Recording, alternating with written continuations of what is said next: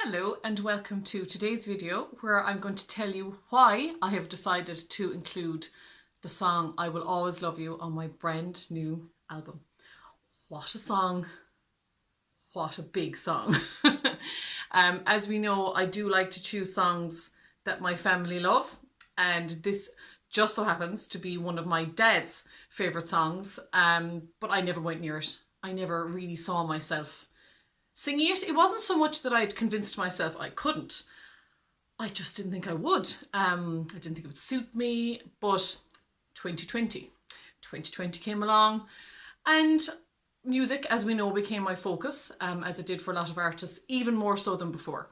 And I think it was a weekend night, nowhere to go, nothing to do, and myself, my husband were at home chatting about songs and where I could go next. And he said, "Why don't you try like a really big power ballad?" And I said, "Oh, I don't know if that's my style. I don't know." And he said, "Why not try it?" I had no excuse. Any other year I would have said, "Oh no, but I've got this concert coming up, or this tour coming up, or this recording coming up, and I'll try that maybe some other time." Well, turns out 2020 was some other time. It was the time to kind of just try things. Why not? What was the excuse? So I popped on YouTube, karaoke, power ballads, and lo and behold, of course, top of the list, I Will Always Love You.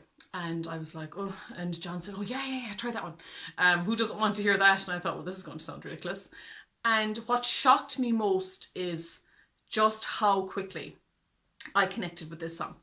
Vocally, emotionally, it got me excited because it goes from right down here, teeny tiny moments, to like it literally explodes, and it's so exciting.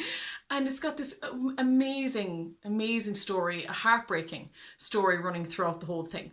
Obviously it's a song I knew really well. I didn't even have to think about singing it, it just happened. And it brought out parts of me as a singer I didn't know I had, and that I had never heard before myself. And I finished singing it and John went, "Whoa." Now what I have to say is I never sang it at an online concert. I kept this one as my own little secret. I think as well, it's a song that would lend itself much more to a live, physically live concert than online, because it's quite loud.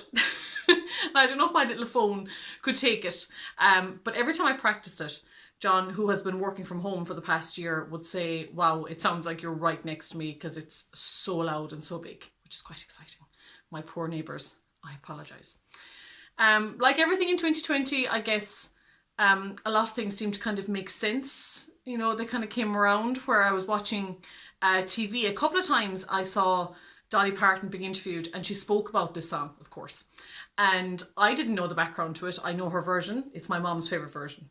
And it's so different, but I didn't know that she was actually asked to give a song for Whitney Houston to try out. I think it was specifically for the film The Bodyguard.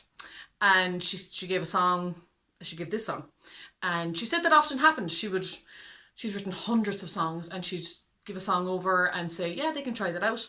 And she often wouldn't hear anything back.